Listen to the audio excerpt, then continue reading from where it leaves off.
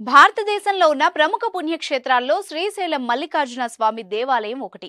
ముఖ్యంగా శివభక్తులకు ఎంతో ఇష్టమైన ప్రదేశం.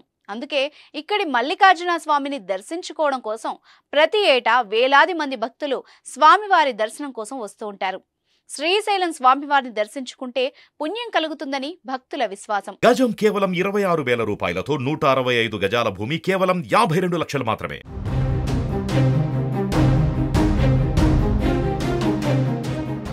ఆయన సన్నిధానంలో ఒక్క రోజైనా గడిపితే సుఖశాంతులు కలుగుతాయని నమ్మకం. ఇంతటి చరిత్ర ఉన్న ఈ ప్రదేశాన్ని కొందరు దుర్మార్గులు నాశనం చేస్తున్నారు. అసాంఘిక కార్యకలాపాలు చేస్తూ భ్రష్టు పట్టిస్తున్నారు. ఎన్నో వందల ఏళ్ల చరిత్ర కలిగిన దేవాలయ పరిసరాల్ని కలుషితం చేస్తున్నారు.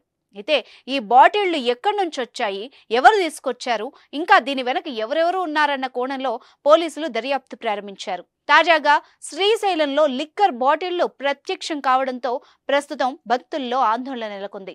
నంద్యాల జిల్లా శ్రీశైలంలో తెలంగాణ మద్యం పోలీసులకు భారీగా పట్టుబడింది.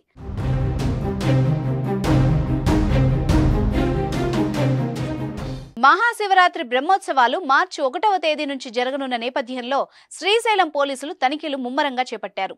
భక్తులు అధిక సంఖ్యలో శ్రీశైలానికి వచ్చే అవకాశం ఉండడంతో పోలీసులు భారీ బందోబస్తు నిర్వహిస్తున్నారు. అయితే తెలంగాణకు చెందిన ఓ మహిళ అక్రమ తెలంగాణ మద్యం బాటిళ్లను విక్రయించేందుకు గుట్టు చప్పుడు కాకుండా శ్రీశైలంలో డంప్ చేసుకుంది. పక్కా సమాచారం అందుకున్న శ్రీశైలం సిఐ ప్రసాదరావు, ఎస్ఐ లక్ష్మణరావు తమ సిబ్బందితో తనిఖీలు నిర్వహించి తెలంగాణకు చెందిన అక్రమ మద్యం బాటిళ్లను స్వాధీనం చేసుకున్నారు. మొత్తం 166 తెలంగాణ బాటిళ్లను స్వాధీనం చేసుకున్నారని చెప్పారు. అక్రమ మద్యం శ్రీశైలానికి తీసుకొచ్చిన మహిళను అదుపులోకి తీసుకున్నట్టు సిఐ ప్రసాదరావు మీడియాకు వివరించారు. పట్టుబడిన మద్యం బాటిళ్లలో వివిధ రకాల బ్రాండ్లున్నట్టు వెల్లడించారు. దీనిపై కేసు నమోదు చేసి నిందితురాల్ని కోర్టు ఎదుట హాజరుపరుస్తామని సిఐ తెలిపారు. అయితే శ్రీశైలం మహాక్షేత్రం పరిధిలో మద్యం, మాంసం విక్రయాలు నిషేధమని, ఎంతటి వారైనా అసాంఘిక కార్యకలాపాలకు పాల్పడితే కఠిన చర్యలు తప్పవని ఈ సందర్భంగా సిఐ ప్రసాదరావు హెచ్చరించారు.